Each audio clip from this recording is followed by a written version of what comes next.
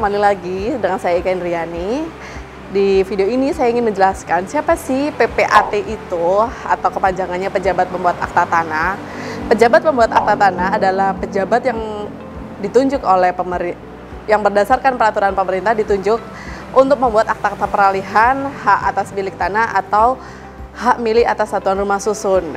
Nah, kapan sih kita diperlukan untuk datang ke PPAT? Itu apabila kita ingin membuat akta jual beli, akta tukar menukar, akta hibah, akta pembagian hak bersama, ataupun akta pemasukan dalam perusahaan atau inbrank, pemberian hak tanggungan, dan membebankan atas suatu hak tanggungan gitu ya. Nah, kalau PPAT itu dibagi atas wilayah kerjanya masing-masing di kota atau kabupaten. Nah, di sini kewenangan PPAT itu ada berbagai macam ya. Kalau misalkan yang pertama, kalau misalnya teman-teman mau membuat akta jual beli, akta hibah, akta tukar menukar, atau mau memasukkan suatu harta benda yang tidak tetap ke dalam perusahaan atau inbrank, membuat akta kuasa pembebanan hak tanggungan dan akta pembebanan hak tanggungan.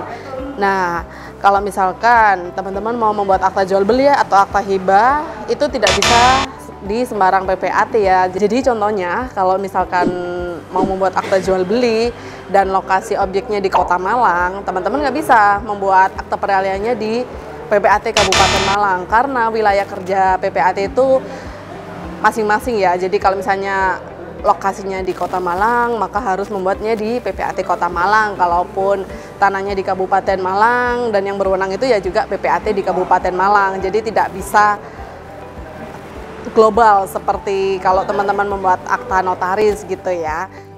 Oke, sekarang saya mau menjelaskan kapan sih teman-teman ini perlu datang ke notaris atau apa sih akta-akta yang dibuat di notaris. Nah, sebenarnya sih simple ya, akta yang dibuat oleh notaris itu adalah kalau misalkan teman-teman ingin melakukan sebuah perjanjian, misalnya sama orang lain atau sama siapapun, itu biasanya dibawa ke notaris. Tapi itu tadi ya harus membuat perjanjian yang masih tidak bertentangan dengan hukum.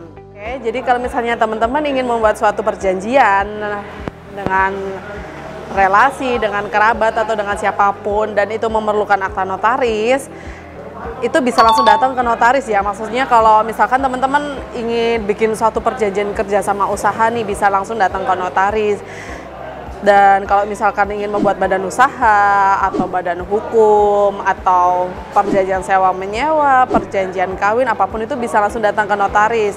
Semua di notaris itu bisa diperjanjikan ya, asalkan hal-hal yang diperjanjikan itu tidak bertentangan dengan hukum yang berlaku di Indonesia dan para pihaknya sepakat untuk dibawa ke notaris, kemudian dibuatkan akta, dibacakan, dan hal itu berlaku sebagai hukum ya bagi kedua orang yang berkepentingan di dalam akta tersebut. Para pihaknya siapa itu berlakunya. Oke, segitu dulu video dari saya. Semoga sharing ini bermanfaat buat teman-teman semuanya. Sampai jumpa lagi, saya Ika Indriani.